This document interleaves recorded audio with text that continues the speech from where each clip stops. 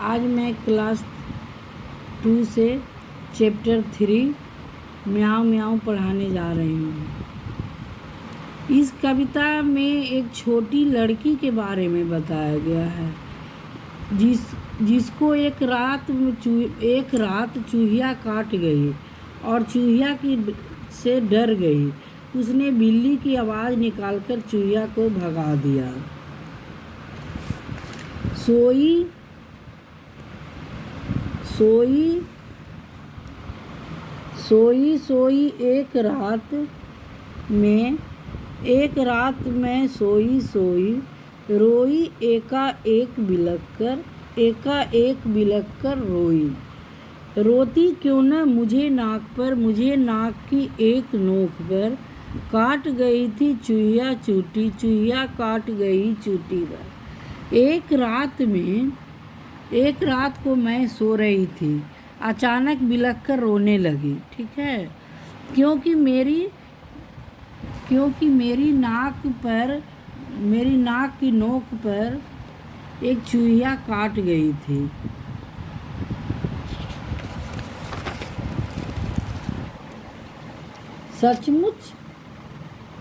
सचमुच बहुत डरी चूहिया से सच डरी मैं, बहुत डरी मैं।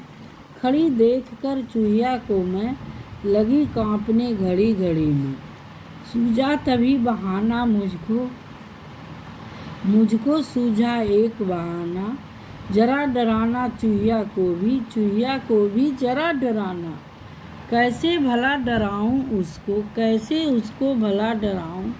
धीरे से मैं बोली म्याऊं म्याऊं म्याऊं म्याऊं म्याऊं।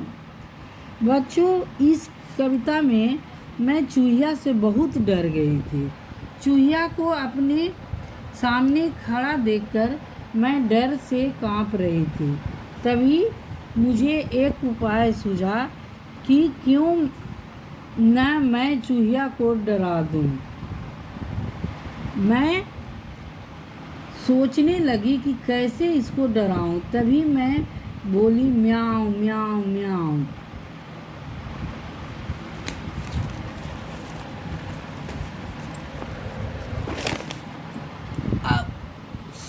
सुहानी की बात। तुम्हें अपने दोस्त सुहानी याद है ना? उसका एक दोस्त भी था। उस नटखट दोस्त का नाम लिखो। उस नटखट दोस्त का कुछ नाम लिखना है, तो तुम क्या लिखोगे?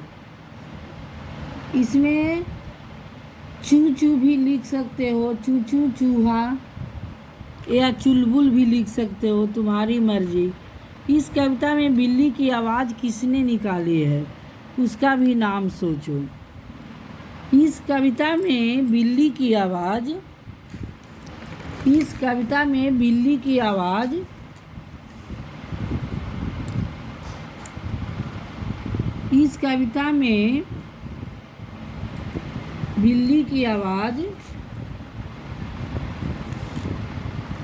चूहिया।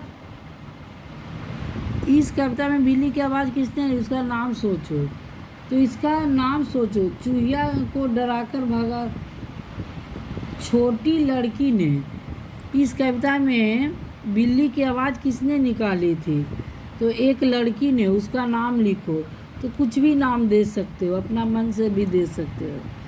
अगर सुहानी इस लड़की की दोस्त होती तो क्या करती? अगर सुहानी इस लड़की की दोस्त होती तो चूहिया को डराकर भगा देती। डराना मत में कविता में लड़की ने म्याऊं की आवाज़ निकाली। म्याऊं की आवाज़ सुनकर चूहिया पर क्या असर हुआ होगा? म्याऊं की आवाज़ सुनकर चूहिया डरकर भाग गई होगी।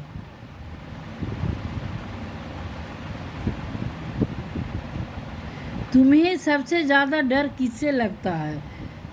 तब तुम क्या करते हो?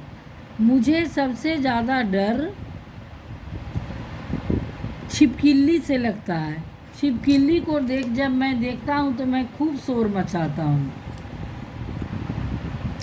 आप बताओ, तुम्हें अगर उसे डराना हो तो कैसे डराओगे, क्या करोगे?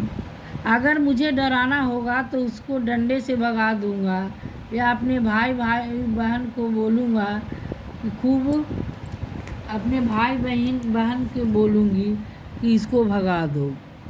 नीचे लिखे शब्दों को वाक्य में इस्तेमाल करो। सूझा, सूझा से क्या बनाओगे? कुत्ते को सामने खड़ा देखकर डर के मारे मुझे कुछ नहीं सूझा। धीरे से, रोज़ सुबह मेरी माँ मुझे धीरे से जगाती है।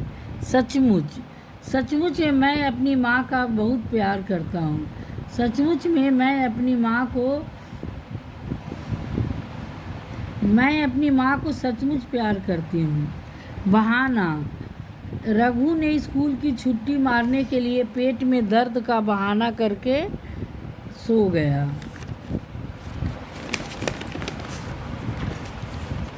चूहिया नाक की नोक पर चूटी भरी थी। किन किन चीज़ों की नोक होती है, लिखो, उसका चित्र बनाओ। बच्चों, पेंसिल का भी नोक होती है, कलम का होती है, पेंसिल का होती है, कलम का होती है, अल्पिन का होता है, कील, सेप्टिक पिन, सुई, पेन, पेंसिल आदि। ये सब का नाम लिख करके और सबका चित्र ही बनाना है। चूटी अंगूठे और अंगुलियों से भरी जाती है। चूटी अंगूठे और अंगुलियों से भरी जाती है। अंगूठे और अंगुलियों से कौन कौन से काम किए जा सकते हैं, लिखो। चुटकी बजाना, लिखना, पेन पकड़ना, किताब कॉपी पकड़ना, पेंसिल पकड़ना, सब चुटकी से ही होता है। शब्दों का उलटफेर। सूझा मुझको एक बहाना, मुझको सूझा एक बहाना। कविता में कही गई इस बात को बातचीत में इस तरह मुझको एक बहाना सुझाओ। कविता में कही गई बात को, नीचे लिखी बातों को दो तरीके से लिखना है। खड़ी गाय थी चौराहे पर, तो ये सही नहीं लग रहा है, अटपटा लग रहा है। तो इसको दो तरह से तुम लिख सकते हो। गाय चौराहे पर खड़ी थी, चौराहे पर गाय खड़ी थी, दो तरह से हो गया। घुस गया शेर जंगल में। अब इसको दो तरह से खुद से बना करके लिखना है। शेर जंगल में घुस गया, जंगल में शेर घुस गया। बच्चों, इस तरह से आप बना करके लिख सकते हैं। इस कविता को पढ़ने के बाद शेयर और लाइक करना न भूलें।